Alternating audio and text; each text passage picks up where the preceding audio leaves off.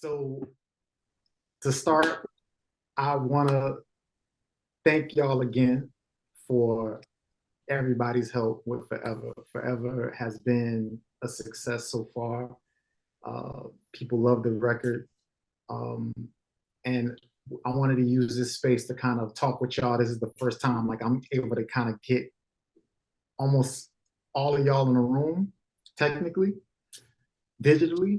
And I'm excited to have y'all with me so we could talk about Forever. And yeah, so I want to give the listeners of Forever the insight of making this song and the multiple versions we have of Forever. So I guess I'll start with how, you know, the song kind of started, for those who don't know the story. So basically, I started thinking about this one. I heard a song and I got an idea and I was like, you know what? I want to make a 90s type record that is almost has the same vibe as the 90s, but is rooted in today's music. And when I thought of the idea, I sent Ruben a concept that I had with a melody, and me and him started working on what would be Forever. Now, when I first started this song, my concept was I wanted to put it out as an instrumental.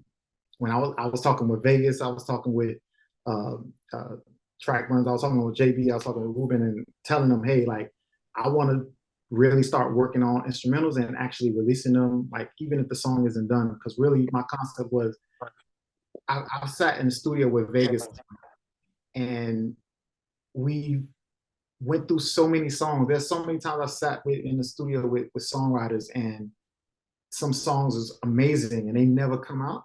So I wanted to really be kind of like a vessel for songs that we love, to make sure that they come out in any way possible. If it's an instrumental, whatever version it is. And so yeah, so when I actually got started with the concept, we actually had Ruben did like me and Ruben did one of the first versions of Forever as far as with the beat is concerned. And then I sent it to, if I'm not mistaken, I sent it to Vegas next. So before I go on, I want to talk to Ruben real quick.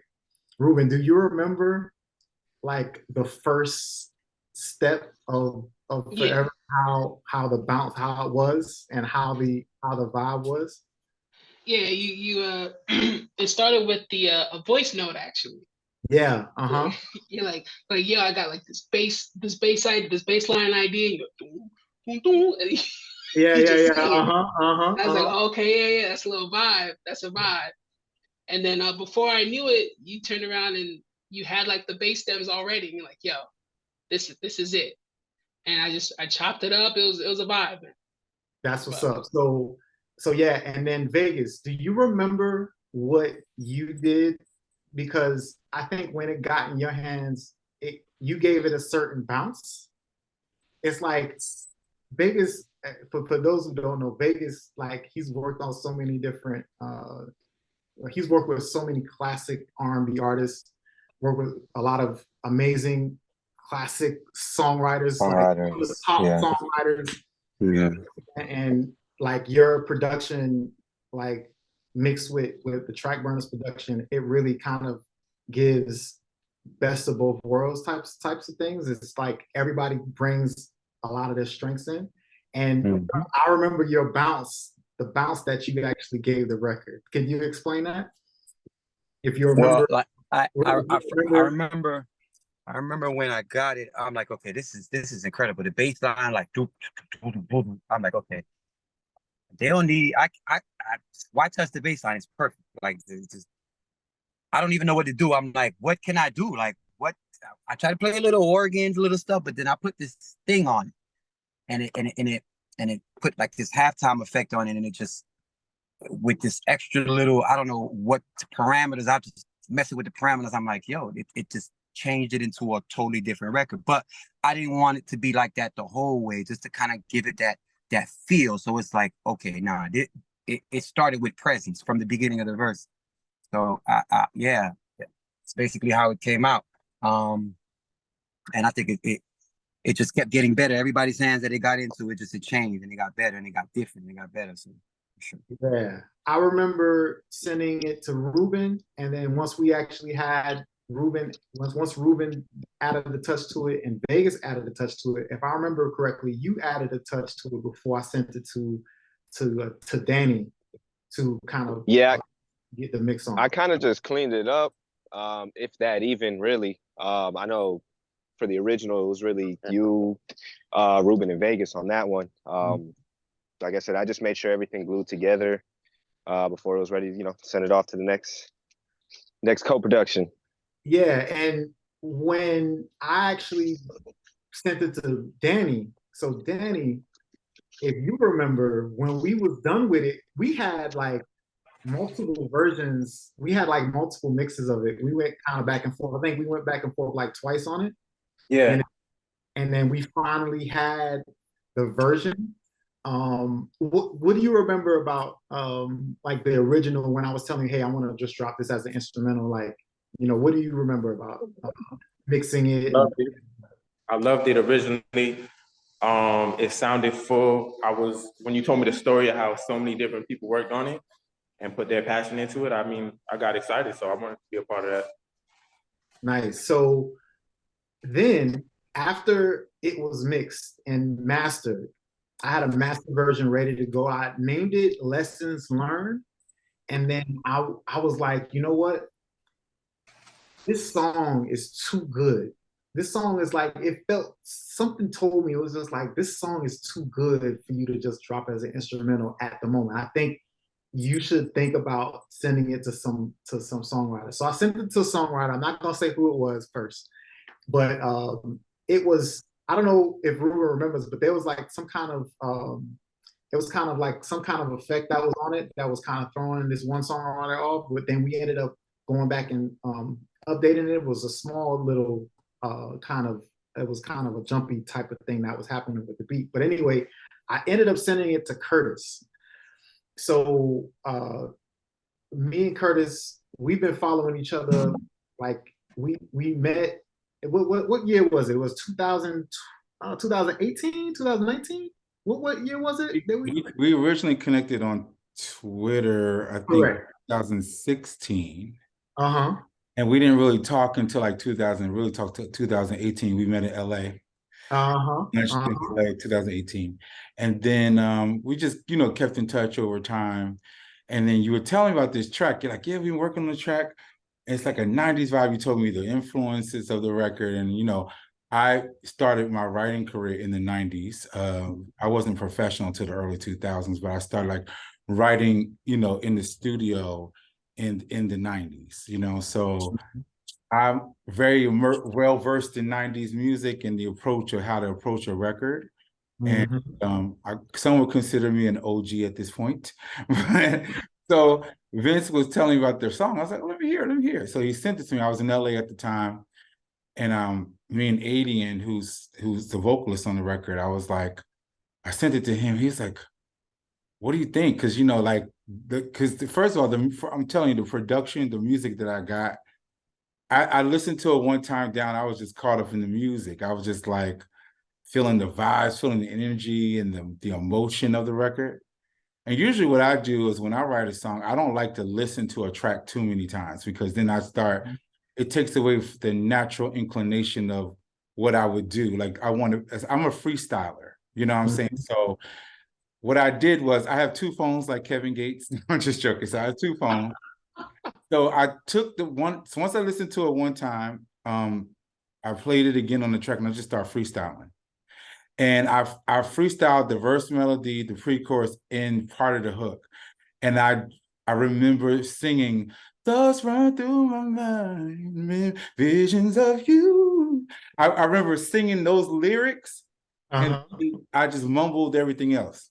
So I sent it to Aiden. I said, what you think about this idea? Because sometimes what happens is he'll start the melody or I'll start it. With this record, it was kind of like in my wheelhouse. So I just like felt it. I felt the energy of it. So I laid it out. He's like, I like it. So we were like thinking about what is the concept, you know? And I was thinking, you know what? I think the concept could be, and a friend of mine was going through this at the time. She was going through this with her boyfriend. I was like, I think the concept should be like we have issues in our relationship and it looks like we're going to separate, but I don't want to. I want to fight for the relationship. But I want to make it a little bit more gentle, you know what I'm saying? Not so dramatic. So I started writing the lyrics to the verse first. I do sometimes. I don't do the hook first. I did the verse first. So I did the first verse, did the second verse, got to the chorus, is it fight or flight, which is funny because that was the first thing that came to me when I heard the melody back. Having this ADN twisted the hook melody a little bit at that point. So I was like, it's a fight or flight, you decide, maybe it was time to choose.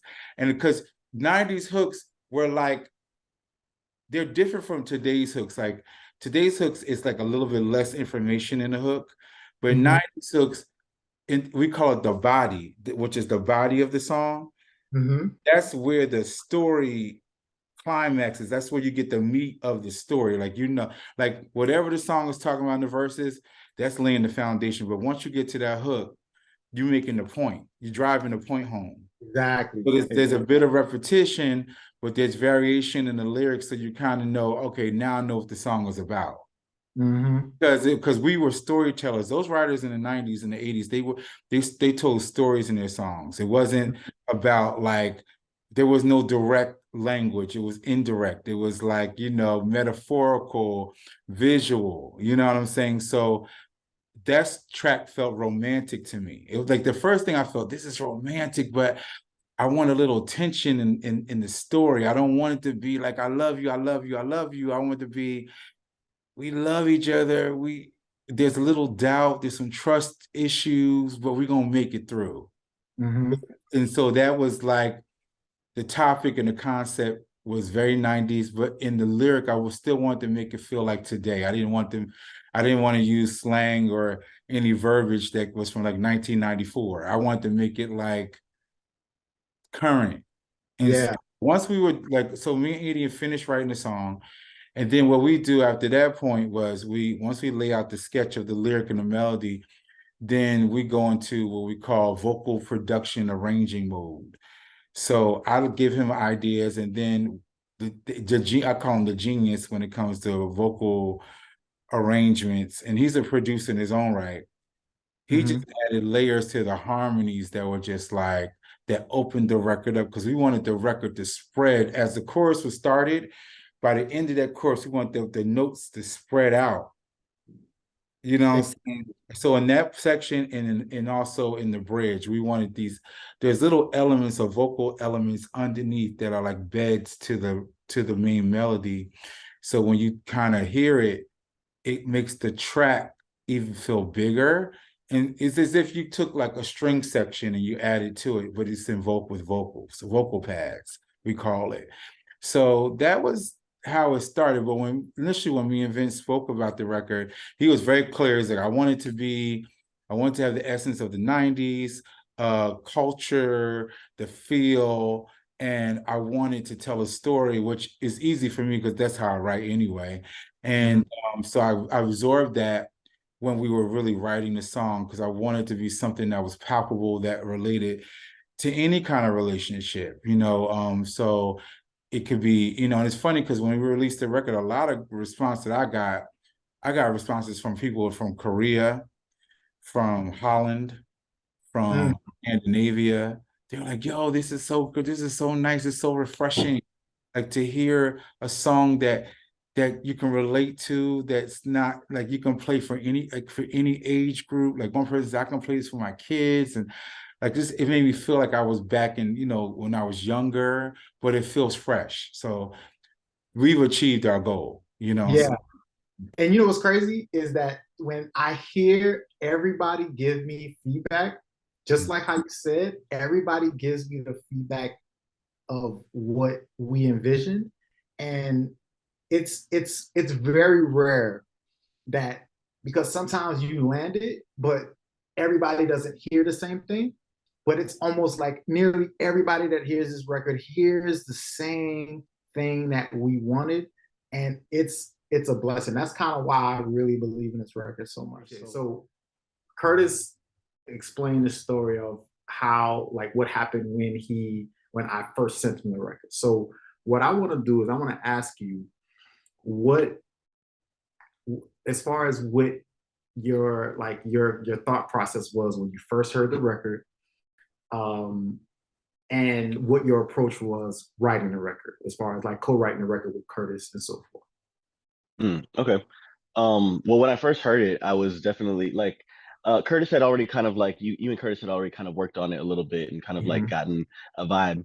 And immediately when I heard it, I was like this, like I thought it was sampling something because it sounded like it evoked that like 90s feel, like that 90s R&B feel.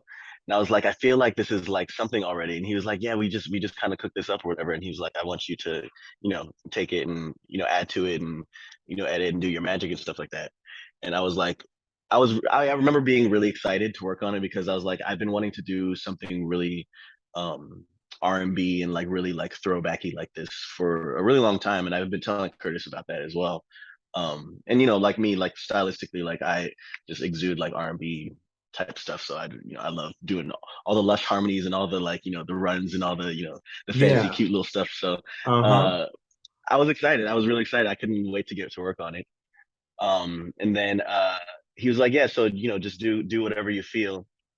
And yeah, I took the idea that you and Curtis had already worked on, and I just sort of like freaked it a little bit and kind of, added a little bit of my, I guess, spice to it. And I really, really also really wanted to try to make it feel like it was a song that came from the 90s, like from that era, vocally.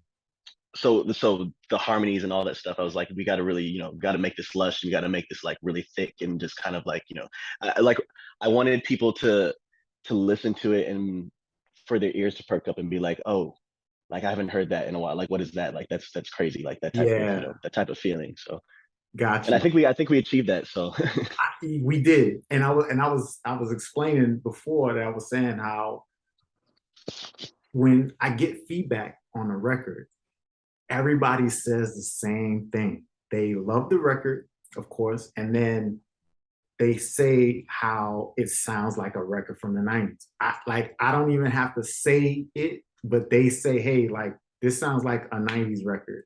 So I think we definitely achieved. And what's crazy is that when I first started working on a record, like that was really the intention. I was super intentional on that. Like when we started the production on it and up until when it got into y'all hands, as far as you and Curtis. So the fact that y'all was able to kind of craft it and kind of nail exactly what I was intending was super magical. And I always say to people that, like, sometimes we as creators, we have a vision of what we want to actually get out to, what we want to communicate through our art. But sometimes what happens is that not everybody, it doesn't click to everybody the same way. But I feel like Forever clicks to everyone the same way, meaning like they might feel something different, but they get the 90s from it. They get they get the intention.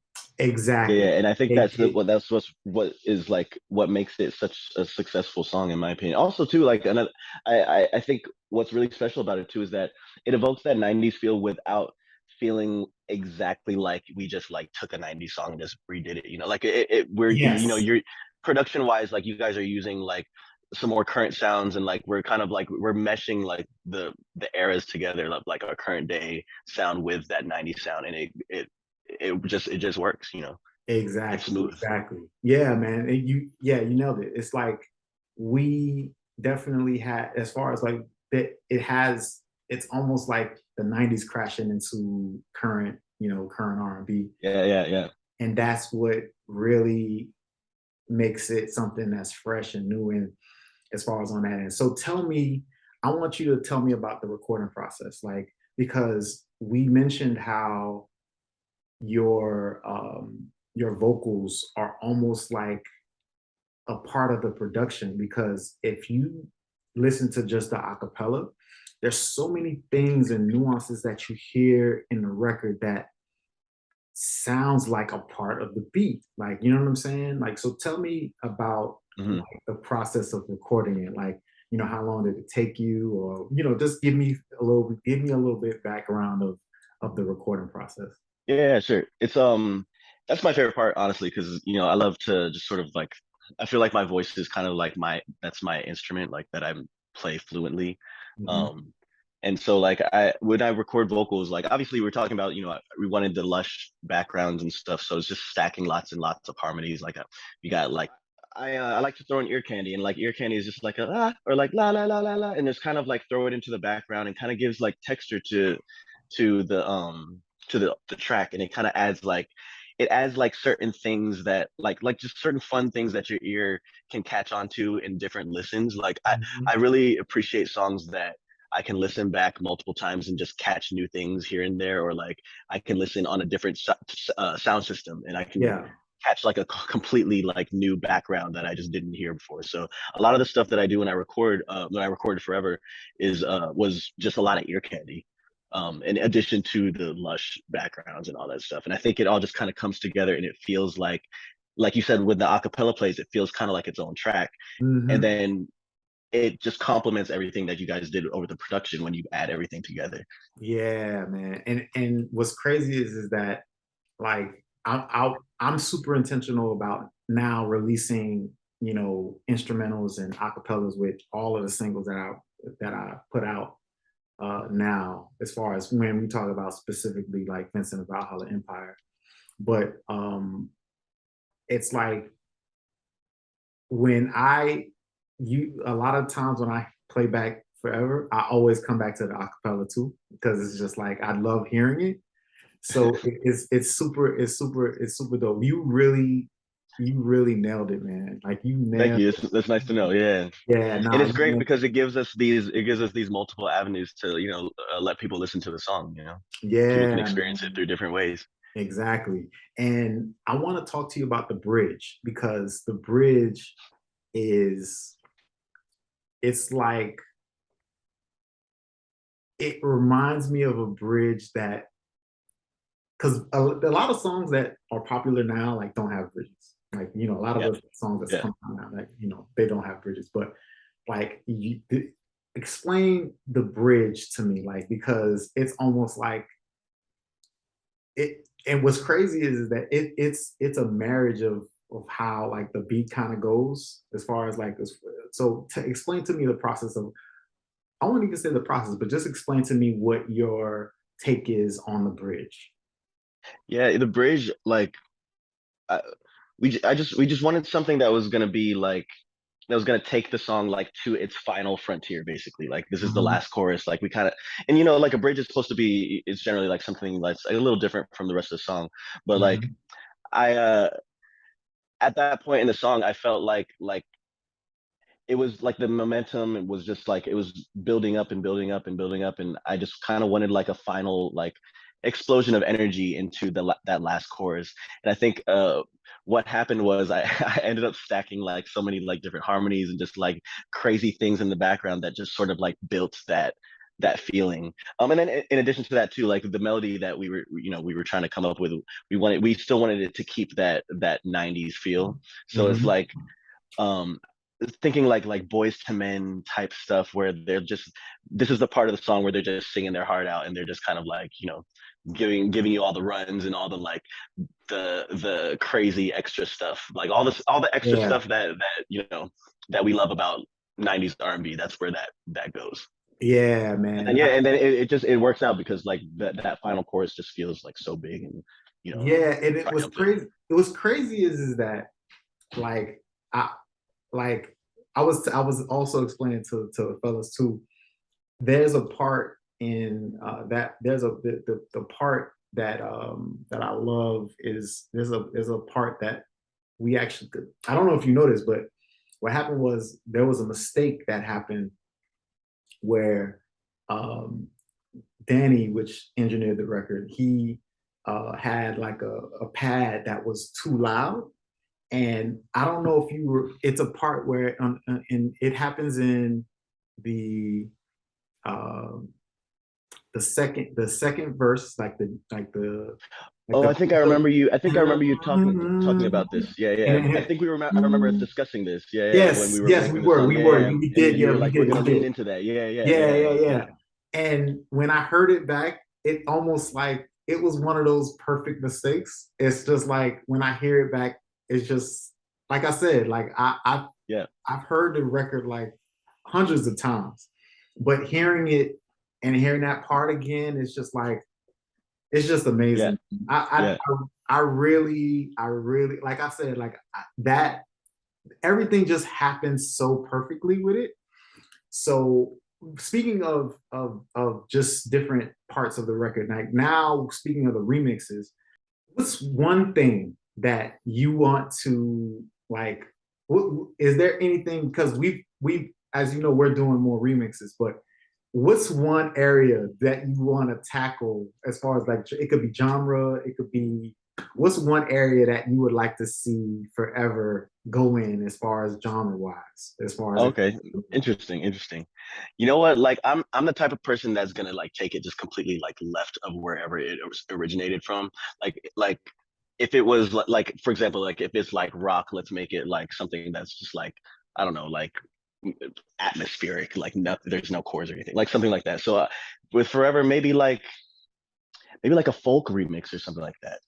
that would be Like dope. a country folk remix. That would be really interesting, right? That would be dope. That would be dope. Yeah.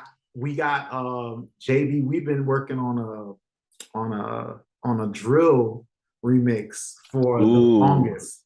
We've been trying to get the move right, but I think we're gonna do one. We're gonna do a couple dance remixes. But speaking of dance, like you have a lot of experience working on dance records. Like, speaking of just different genres, you're like so kind of versatile. And Curtis mentioned like your alien wave kind of vibe. What's one genre that you love working in? I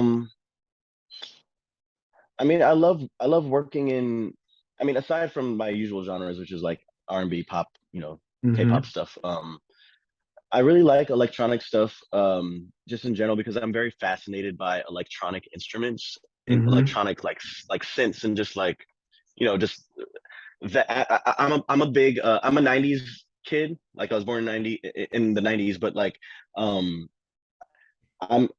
an 80s baby as far as music goes at heart. Yeah. Like, I love 80s music and just kind of like the electronic and just sort of the unabashed, like just like there was something about the 80s where I guess that's where electronic instruments kind of like started to blow up, and they were just really explorative and experimental, and they didn't really care about like they didn't care about being cheesy or corny or whatever. They were just like, we're just gonna have fun, we're just gonna do whatever, like, these big ass toms that make no sense, but they sound awesome, and this huge snare like like it with the gigantic reverb that is so gaudy, but it works. And I think 80s is like that, the style that I really like. Me too. 80s like electronic type stuff is the style that I really have fun. I think for me personally, my two favorite eras is 80s and 90s, and it could be different genres, whatever. 80s and 90s for some reason is just so super special to me, man. Like I don't know what it is, but I want to just touch on your production a little bit, like because you produce a lot of your own music and so forth. Who would you say you're inspired by? Like who's some producers that you're inspired by when you actually like go into your production? I mean, there's a lot. Like I mean, we don't, I guess, generally consider Michael Jackson as a producer, but he kind of is a little bit. For sure. Wasn't on the boards, but Michael Jackson is definitely one. Pharrell is a big one. Timbaland, Kanye. And we have other ones too that in the more poppy realm, like Ryan Tedder. I'm a big Ryan Tedder fan. A little maybe lesser known, but he's amazing, John Bellion. Yes. Insane. He's just crazy.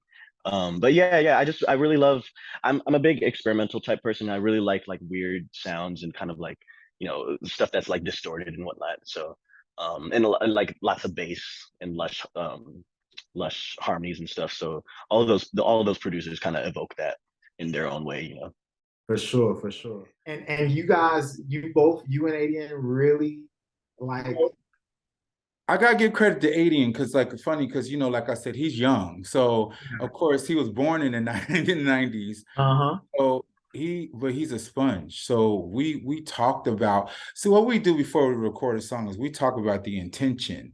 So instead of just singing a song, what's the intention behind what you're singing and why you're singing it, and what's the emotion?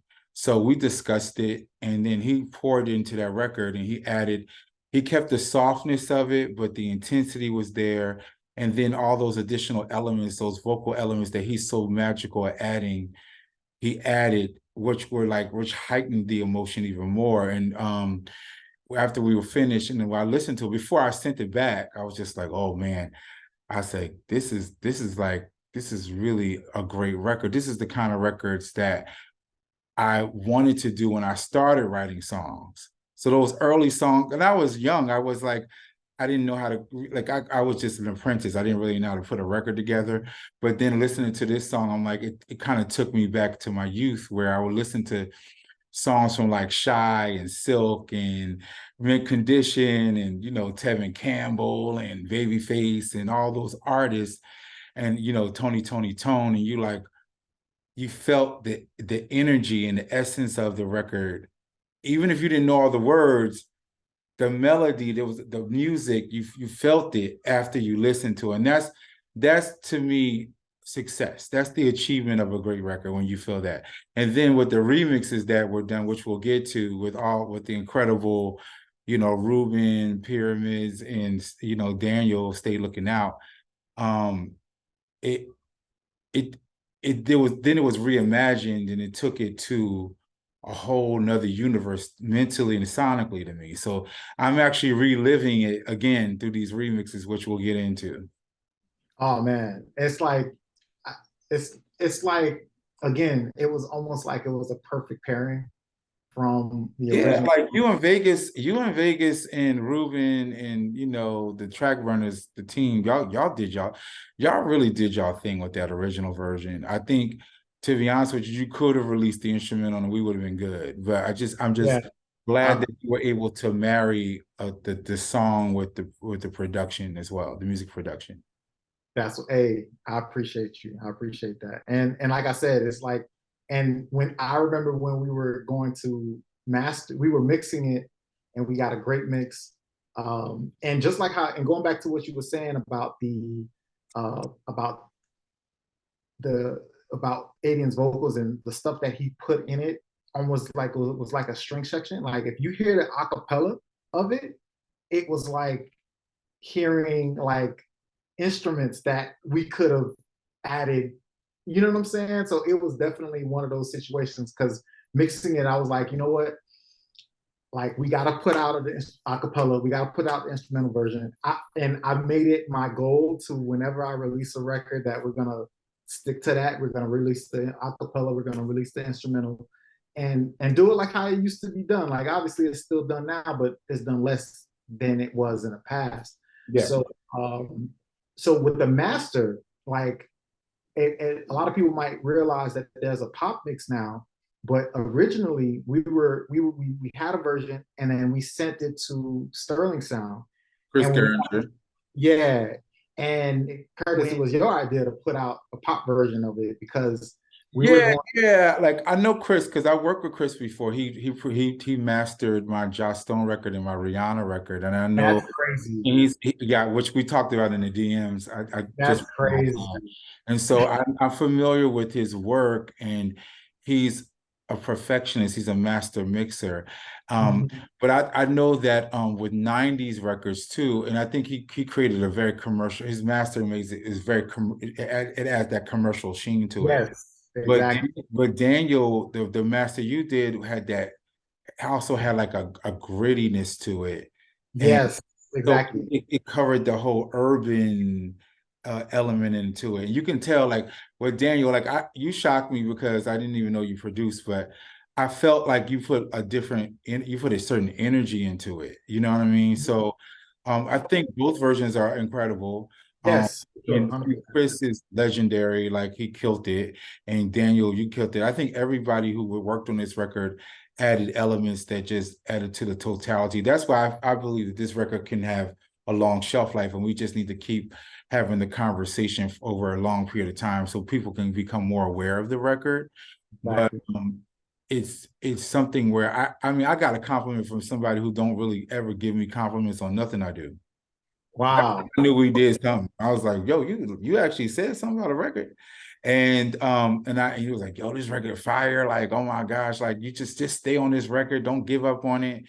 And so when that person said that to me, I was just like, okay, that confirmed what I was already feeling within. And so having these new versions adds another energy and element to it. It adds a new conversation about the song. And we still have the incredible original version that you guys. Yeah. And I think the remixes are going to also introduce the people that haven't heard the original back to the original, and give people like a full like option of listening to this amazing song that we put together. So speaking of remix, so we got the remixes volume 1. So we are working on more remixes, but remix volume 1 includes production from Ruben, which is obviously 1/3 of the track burners. But on top of his, so we're gonna go through everybody because it features Ruben, the Pyramids, which I've been working with since about 2015, if I'm not mistaken. Probably, yeah, 2015. I think we started working together, right? Right, Brandon? Yeah, 2015, 2016. Yeah, 2015, 2016. So and StayLookingOut, which I've been working with since 2006. I think, yeah, 2004, 5, yeah. We've been working together for a long time, man. We've been working together for a long time. Y'all family. That's a long time. We are. We've traveled together. So yeah. Exactly. Yeah. And so Ruben, so tell me the process and what your thought process was and what your production process was for making Remix to Forever. So for the remix, I pretty much just wanted to, so in the original, we kind of kept to like a certain certain style of drums, certain style of synths, right? Kept it really, specific to that time. So we sound searched, we picked it so it sounded a certain way. So I was like, okay, well, let's see if we pushed it up 10, 15 years, what that would sound like. So then I just started like adjusting the drums a little bit, adjusting the bass line. I did a completely different synth this time, just a lot of body on it. So, and I kind of made that like the focal point because, like, honestly, the acapella can move on its own. We all know that. The acapella is crazy. Y'all went crazy. That's facts. Like, I mean, from the original, and I know we're off the original, but even from the original, I went back to redo some of the changes because they went so crazy. I was like, oh, I have to follow that. Let me go back and follow it. So on the remix version, I still kept a lot of those changes, just adjusted some of the sound searching, some of the sounds that I chose, some of the presets, and some of the stuff that I tweaked a little bit. And then I kind of just took out those hats that were kind of like specific to that time, made them, more tinny, more, towards, I'd say maybe like the last like 5 to, it was very specific and like, okay, let's imagine this like, a little more current as far as like the beat goes, because we did something so specific for that original. Exactly. And then so I just led with that main like bass sound, and then it just kind of grooved, man. I love that remix. Oh man, nah. Like when I first heard it, I was like, nah, you snapped. And what's crazy is that your version also has it's almost like a groove that somebody could really like create a dance to. Like, not saying that you can't do it for the original version, but it's like it's very intentional with your version. You know what I'm saying? So yeah, you snapped. You really snapped on your version. I appreciate that. You I snapped appreciate on it. your version. You snapped. Yeah, you did, Ruben. You added a whole like I felt there was elements in your version where they were like I felt like there was an element that was moving throughout, like it was shifting throughout the whole track, and it was kind of like it was driving the melody too, but then it was like the details in your track were just like my mind was racing, just trying to figure out all the little nuances that you put in there, because I have a tendency to break a track down. That's how I write songs. But when I'm listening to tracks too on top of when I listen to just a regular record, my ear breaks it down. I'm like, what did he do here? Like he just this is okay. We will talk off the grid. I want to figure out how you did your track. Oh man, yeah, you snapped, man. And what's crazy was with all three of the remixes, it's almost like everybody went in a different direction, but it comes to the same place. It ends up in the same place, if that makes sense. So it's like, so yeah, man. Now, Ruben, you snapped on your remix. Now, what do you want people to know about? Just how should I say it? What's one thing that you want somebody to feel when they listen to your version of the remix? Honestly, I kind of lead with how I feel.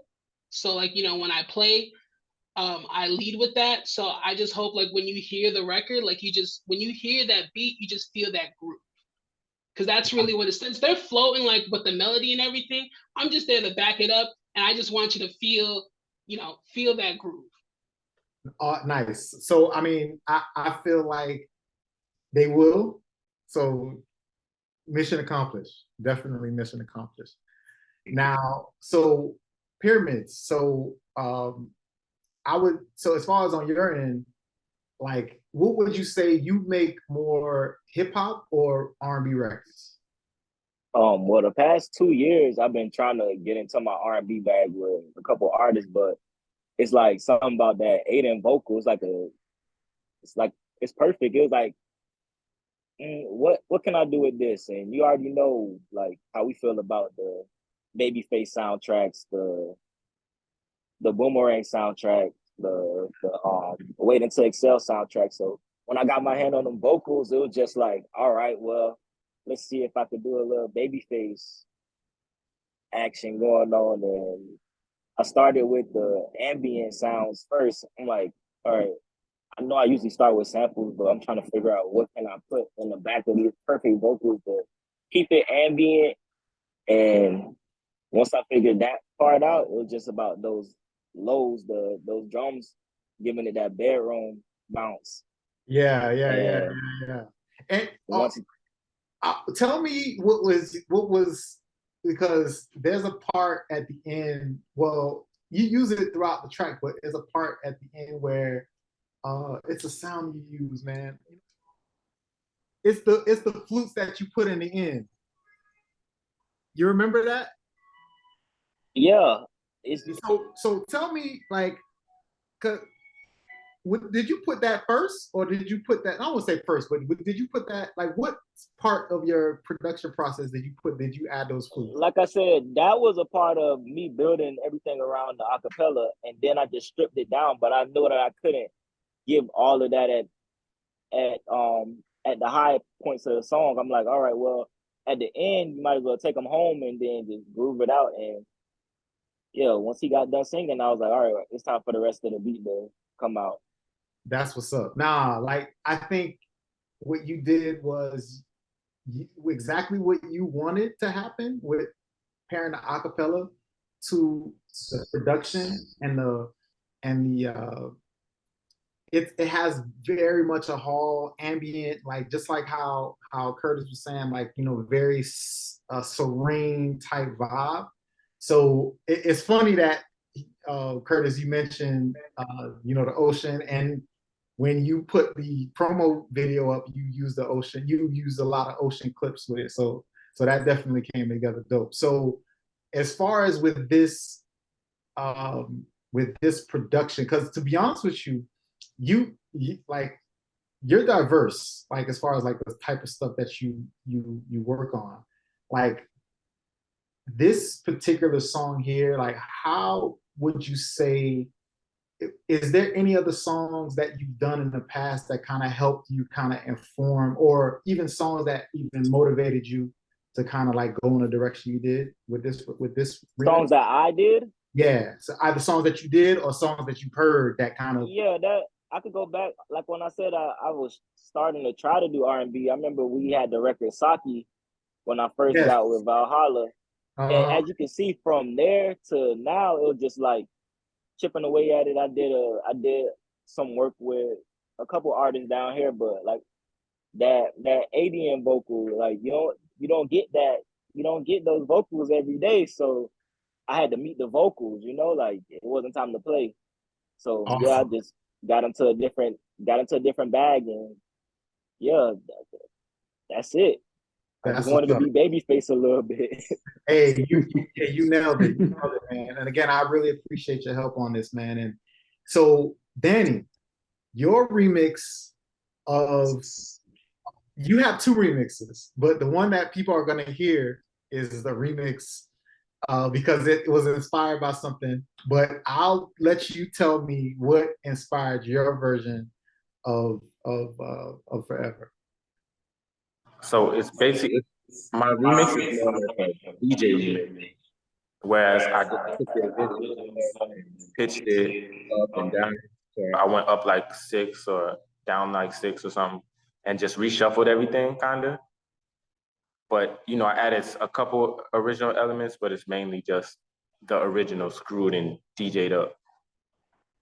Awesome. So as far as with like, because you have like a lot of breakdowns, and one thing, I don't know if you remember, it's a part that is on the second hook.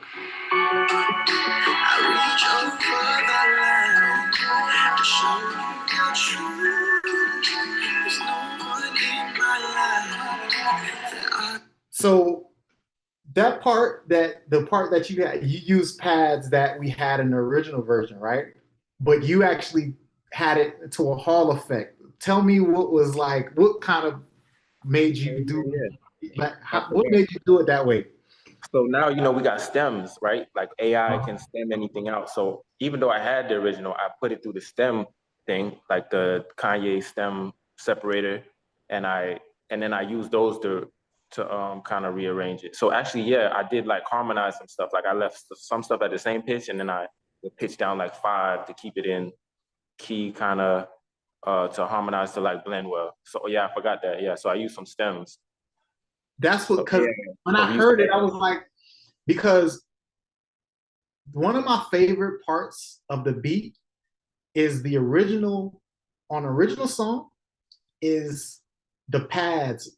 Ruben, I don't know if I remember you and Danny, you remember when we were mixing, because it was I think it was some kind of mistake. Do you remember that, Danny? When you were mixing it? And then there was you were like, where the pads at, right? The pads wasn't there, and then the pads ended up there in a mix, and then it was high. It was like super high, but then I was like, that sounds good. So I don't know. So Curtis, Ruben, everybody, I don't know if you caught it, but there's a part that has a pad on the second verse. Hold on, I'm gonna let y'all hit a part, but it's a pad that goes on, and it's one of those things where it's like, it's one of my favorite parts of the song. It's like, my heart. It's the pad is like right on the heart part, and it comes back in on the bridge. But that part, we literally was intentional, and I know a lot of people probably wouldn't catch it, but I know y'all probably did. But that's probably one of my favorite like little instruments that's in, because when I grew up, I remember listening to records and then hearing like little parts and hearing little melodies that I remember, and I'm like, I love this, and I would listen to the song again just to hear these melodies again. So Danny, when you did that to the remix, reason why I brought that up is because when you did that to the remix and you actually elevated the pads and you did some stuff with the pads there, it's like you took a part of the song that I loved and you really kind of like brought it out on different parts of the song. So I love the fact that you did that on that. Dope. Yeah, so before we go on, now Curtis, I want you, if you can, tell me, like, as far as with ADN, because I want to kind of let everybody know about, like, as far as his style of writing, like how should I say it? Like, because obviously he's versatile, but what would you say is like a signature as far as of ADN's? Like, it may not have appeared on Forever, but what's one of his signatures with his songwriting that you would say that that's a part of ADN? Well, I think, if people need to understand is ADN he's the whole package. He's a producer. He's a track producer. He's a vocal producer, an arranger. He has his own sound for his, like, when you listen to his sound is called Alien Wave. That's his sound. He has his own sound. So a lot of his artist stuff, he writes and produces himself. I'm fortunate enough to collaborate with him. I met ADN some few years back, luckily, through the internet. We just connected, and we've been working together ever since. To have done a lot in K-pop. He worked with BTS and SHINee and a whole bunch of major Korean groups and artists. And one of the things I noticed early on is that ADN has his approach to records is kind of unorthodox. So what we do is, I think we're similar. I think we like to lay the foundation. So we lay the first thing is get the lyric and the melody done, because the fun part begins after you get that done. Once you get the lyric and the melody, the story locked in, that's the initial part of the arrangement. The magic of ADN is what I call the subliminals in the arrangement.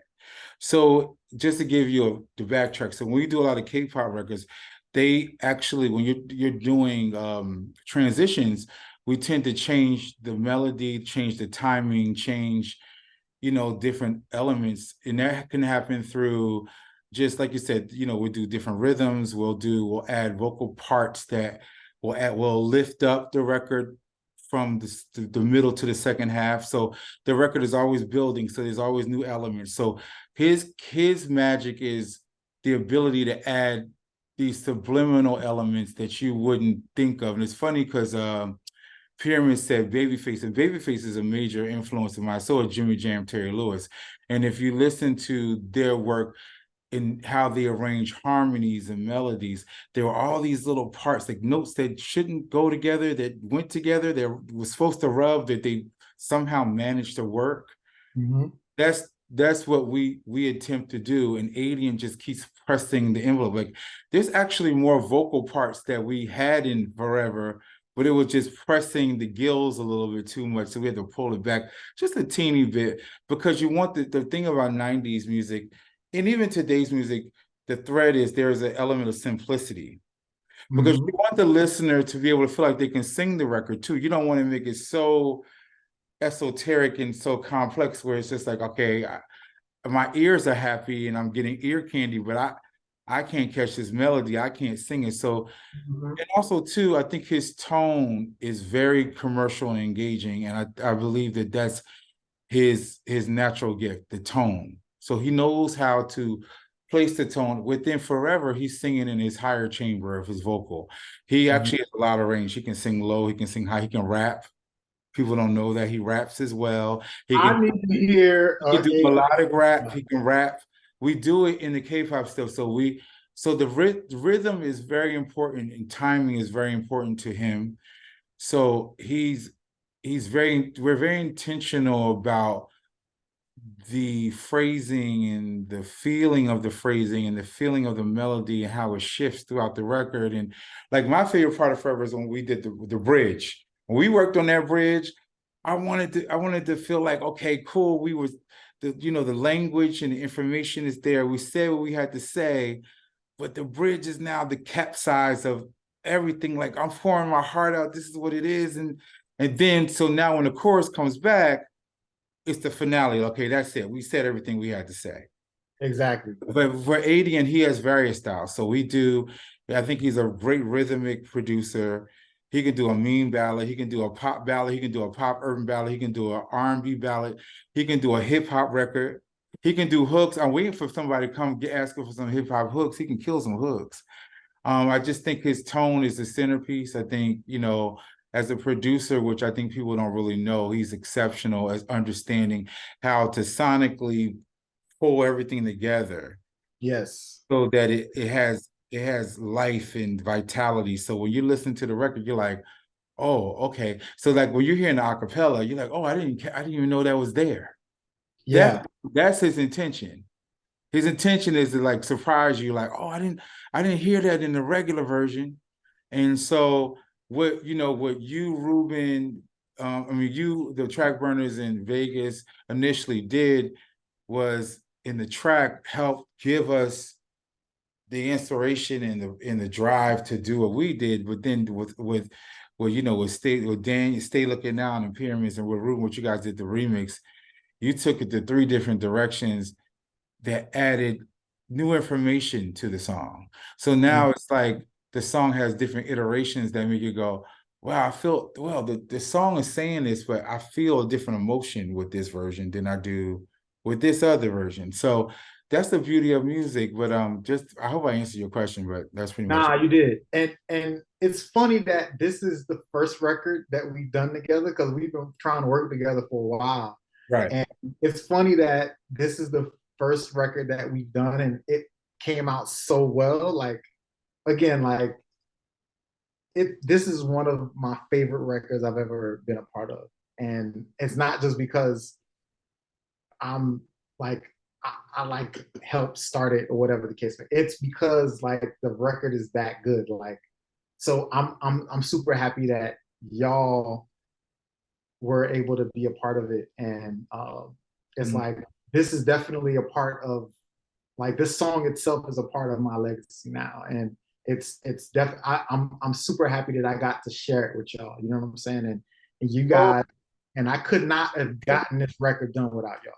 Well, I just want to give credit to you, Vince, for pulling everyone together. Like, I mean, it was definitely a work of love, and I believe that our intention was to just make the best record possible. But in tandem, for you to introduce me to these incredibly gifted producers and songwriters like Vegas, like when I found out all the work that he did, I was just like, whoa, the track burners, whoa. Like, you guys have done exceptional work, and then discovering your legacy and what you have been able to create thus far and what you will do. I'm looking forward to it. Pyramids, exceptionally gifted. I love the fact that you referenced Babyface and you had you understood what to give the record. Daniel, we already spoke on, we spoke directly.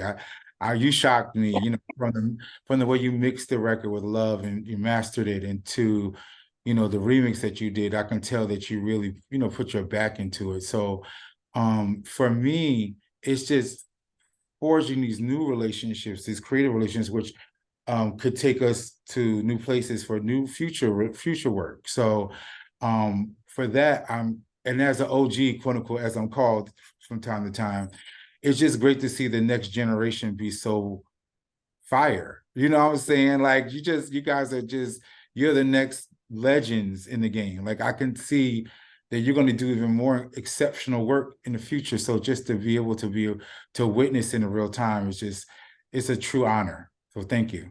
Thanks, Vince, for pulling us together. Look, I mean, I respect everybody that is on this call, and you know what I'm saying, and on this it's like it's one of those situations where it's just like, I'm just happy that it came together, and that's kind of why I'm super bullish on promoting it and getting remixes done with it, because every remix is going to help connect another listener that haven't heard the record. And my goal is to have everybody on this planet hear this record. So I appreciate y'all help for helping put it together. And I don't know if y'all want to say any last words, but I'll let y'all each take it away. Great working with y'all. Definitely. Talented, man. Amazing. Ruben, you're about I'll just, my bad. Now go ahead. I was just saying I appreciate the opportunity. Like I said, we don't get a chance to get records like this all the time. So when we do get the opportunity, we all try to knock it out the park. DB was good. You already know. But yeah, just appreciate y'all, man. Thank you. Hey, I appreciate you. Definitely appreciate you. Absolutely, man. And thank y'all for,